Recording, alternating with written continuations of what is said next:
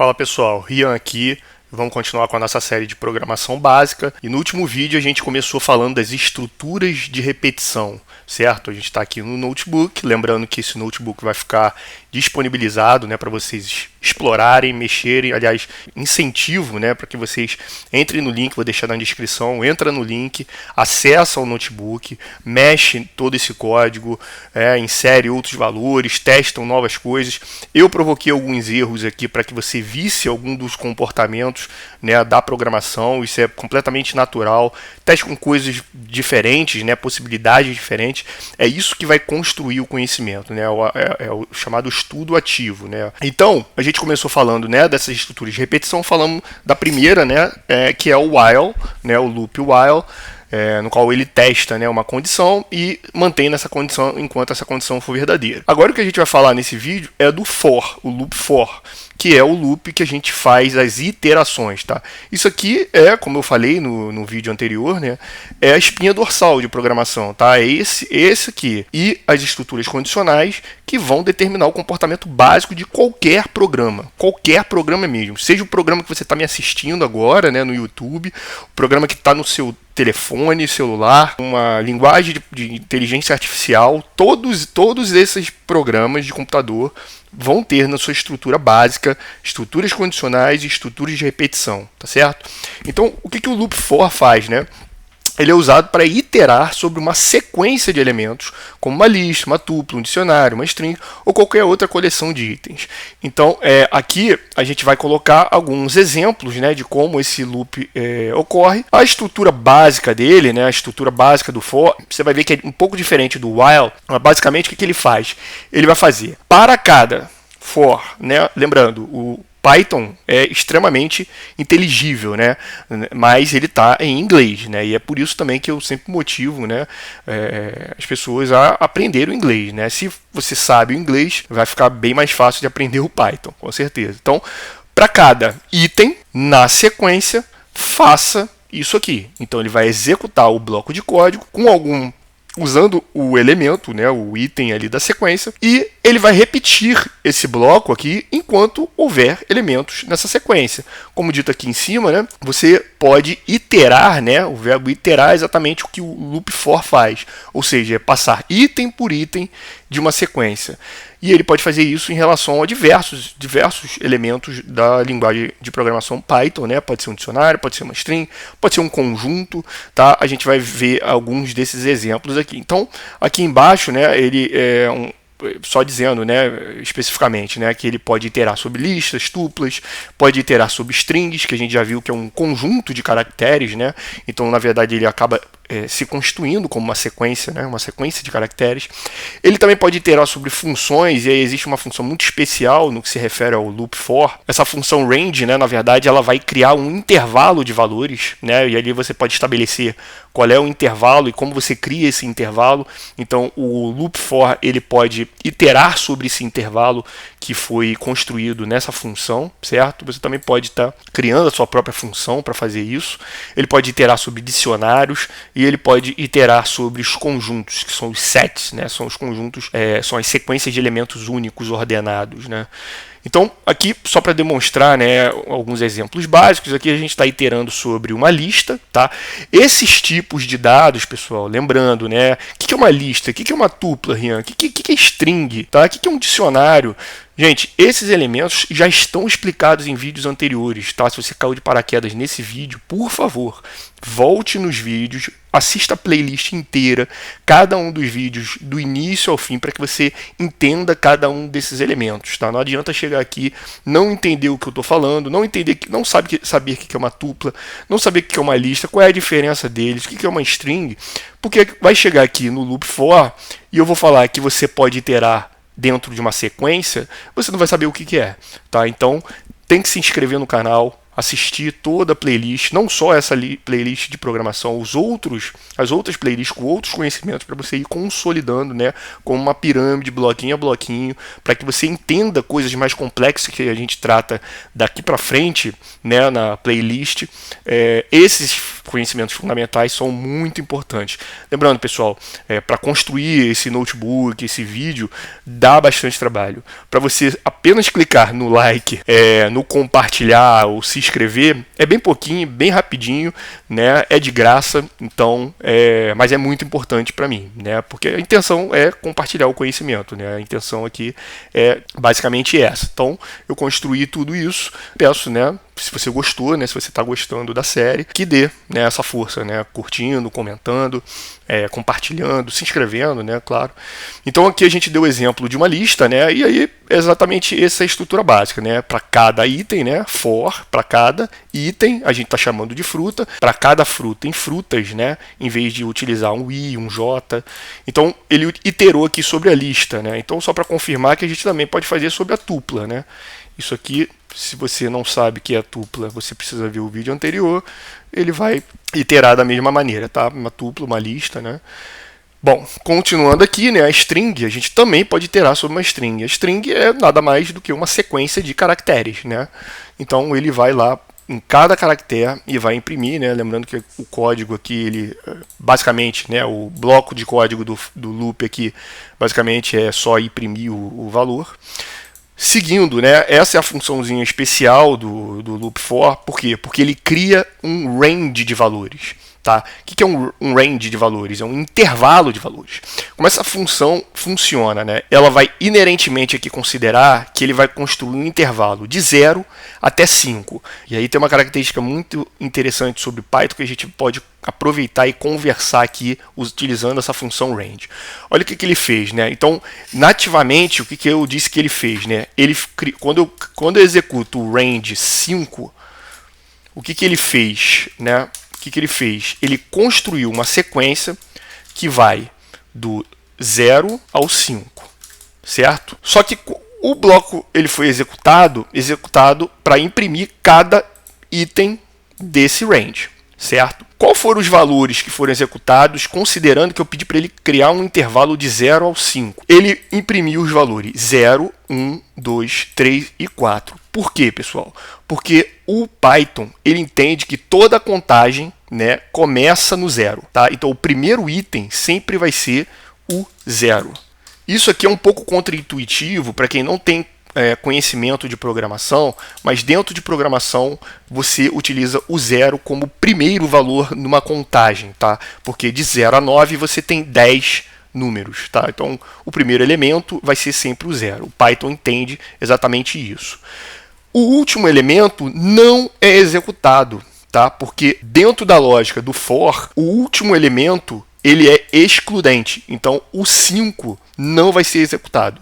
Tá? Isso é muito importante, porque isso aqui vai determinar o comportamento do seu programa. Se eu quisesse que o 5 fosse executado, eu teria que botar um valor acima, certo? Aí sim o 5 vai ser executado. Por quê? Porque o último elemento desse range não é executado. Esse valor aqui é o limite, mas é um limite excludente, ele não faz parte do intervalo que vai ser executado. Só para complementar, né, aqui, como a gente está utilizando o Google Colab, eu já falei sobre ele, já expliquei por que a gente está utilizando esse Google Colab. Se você não assistiu os vídeos anteriores, você não vai entender por que eu estou utilizando ele, todos os recursos que ele oferece, mas um deles é esse aqui, ó. Quando você passa o mouse, ele explica o que essa função faz, tá? A função range é uma função nativa que a gente chama, né? Ou seja, é uma função que já vem com a linguagem de programação Python, você não precisa instalar nada. Então, quando você lê aqui, né, como ele funciona, essa função range, ela tem 3 elementos que você pode estabelecer. É onde o intervalo começa, onde ele para e em quantos passos você quer criar esse intervalo. Quando a gente diz que eu quero criar um range 5, na verdade, por baixo dos panos, o que ele está fazendo? Ele está criando um range, começa no 0, vai até o 5 com passos 1. E o resultado vai ser exatamente o resultado se eu executasse apenas o 5. Porque nativamente ele já considera que o início é 0 e que os passos vão ser de 1 em 1, nativamente. Mas isso pode ser alterado. Como? É só você definir os valores. Então vamos dizer que eu quero ir de menos 5 até 5 e eu quero ir de 1 em 1. Ele vai começar lá no menos 5, certo? E de 1 em 1 ele vai sendo incrementado e vai até o 4, né? Lembrando, o último, né? Ou seja, o stop, o argumento stop aqui, que é o segundo, né?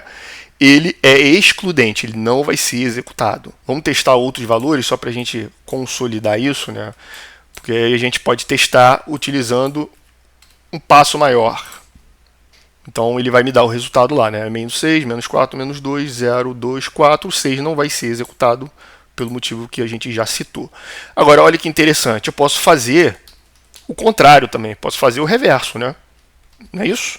E se eu fizer um passo negativo? Ele vai me dar exatamente o reverso, a contagem reversa, tá? E, mais uma vez, o menos 6, né, que seria o meu stop, não foi executado, porque ele é excludente, tá certo? Aqui é o dicionário, né, a gente pode iterar sobre o dicionário, já falei também sobre esse item, né, esse tipo de item.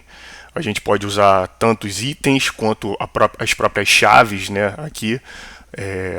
Já expliquei, né, sobre essa estrutura dos dicionários. E aqui embaixo são os sets, né, os conjuntos, que são aqueles conjuntos, né, são sequências de números ordenados, né, com valores únicos, né, aqui só para dizer que eles também podem ser utilizados como sequência aí, no qual o loop for vai iterar. Vamos executar aqui. Aqui é muito comum o uso de uma outra funçãozinha associada no loop for, que é o uso do len, tá? Que na verdade significa isso aqui, length, né, o tamanho, associado à função range, que a gente já conversou sobre ela. O que acontece? A gente viu que eu poderia criar um loop a partir da função range, porque a função range ela cria um intervalo de valores, né? E inclusive mostrei, né, que ele nativamente começa no 0, dá passos de número 1 e vai incrementando de 1 em 1, né, até o valor que você decidir no qual ele vai parar. Às vezes, você já tem um objeto que você não precisa definir o valor explicitamente do intervalo. Você pode usar o tamanho desse objeto. Então, eu tenho aqui um exemplo que é uma lista, né? Essa lista tem um número de valores. Aqui, no caso, são 5 valores. Se eu quiser, por exemplo, iterar sobre essa lista, ou seja, passar de valor em valor nessa lista, uma coisa que eu posso fazer é utilizar o recurso do len. Passar isso dentro do range e ele vai fazer o quê? O que o len faz? Ele recebe o objeto e devolve o tamanho desse objeto. O tamanho desse objeto é 5, não é isso? Ele tem 1, 2, 3, 4, 5. Então a função len, que está aqui dentro, vai retornar o valor 5 para a função range. E a função range vai fazer exatamente aquilo que a gente queria, né? Fazer um intervalo de 0 até o 5. E aí ele vai exatamente iterar aqui dentro desses valores. Perceba que quando eu faço o print aqui, o que eu estou fazendo é imprimir o item na posição i. Então perceba, ele vai iterar sobre o range do tamanho da lista. O tamanho da lista é 5. Se eu der o 5 para o range, ele vai criar um intervalo de 0, 1, 2, 3, 4. Não é isso? São 5 posições. Lembra que o 5 não é executado, né? A gente falou intensivamente sobre isso. Então, ele vai me retornar, essa função aqui vai me retornar 0, depois o 1, depois o 2, depois o 3, depois o 4, iterativamente. O que eu estou fazendo aqui? Eu estou imprimindo a posição do valor e não o valor em si. É diferente do que a gente fez lá atrás, que seria, por exemplo, né, se eu quisesse iterar aqui sobre essa lista, sem utilizar o índice dela, né, que é exatamente isso que eu estou fazendo, utilizando o índice dele, porque aí que eu vou retornar? Vou retornar a posição 0, depois a posição 1, depois a posição 2, depois a posição 3, depois a posição 4, certo? Eu poderia também fazer direto sobre a lista, certo? Então, o que ele faria? Ele estaria iterando, né, que são os exemplos que a gente veio conversando. A lista não é um objeto iterável, ele não é uma sequência iterável, né, isso que a gente conversou até agora. Então, eu posso ir direto para ela e iterar sobre cada um dos itens. Só que aí, quando eu pedir para executar um print, né, eu vou printar o item em si. Olha o que acontece se eu imprimir aqui, nesse caso, só o i. 0, 1, 2, 3 e 4. Por quê? Porque aqui, na verdade, eu estou iterando sobre o intervalo do tamanho da minha lista e não sobre os itens, certo? Então é só para demonstrar esses dois tipos de uso, né? Você pode usar, vamos voltar aqui, né? Você pode usar com o índice da sequência, e aí é muito comum a gente utilizar associada à função len, que é o que eu mostrei aqui, ou você pode usar diretamente o objeto, tá? Aqui é só para demonstrar que a gente pode fazer, né, nos dois casos que a gente falou do outro vídeo, né, o loop while e o loop for, que são os chamadas loops aninhados, né, os nested loops, que é basicamente você usar em sequência, né? A gente demonstrou diversos exemplos, um loop só, certo? Um só. Lá eu tinha um loop for e aí você tinha um bloco. Só que você pode fazer é que dentro desse bloco você pode botar o outro for, certo? Então aqui é o caso, né? Um exemplo, você tem o item de fora iterando no intervalo e tem um item de dentro iterando no intervalo. Então quando você executa aqui, você tem ali, ó, o item de fora, ele é 0, né? Então, para o primeiro item de fora, aí ele vai iterar no loop de dentro. Então, o item de dentro vai 0, depois vai 1. Aí, incrementa o loop de fora. Aí vai 0, vai 1 no de dentro. Entendeu? Então, você pode colocar quantos loops você quiser, um dentro do outro, só, obviamente, tomar o devido cuidado.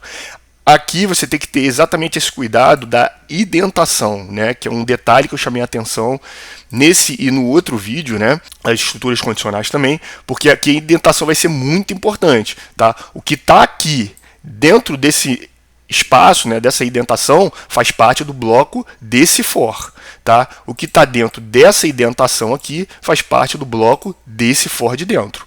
Então tem que ter muito cuidado. A gente vai ver aqui, ó, no caso do loop while, né, aninhado, ele ainda é mais importante. Por quê? Porque uma coisa que a gente viu no vídeo anterior é que o while ele precisa de uma condição de saída, certo? Então olha o que aconteceu aqui, ó.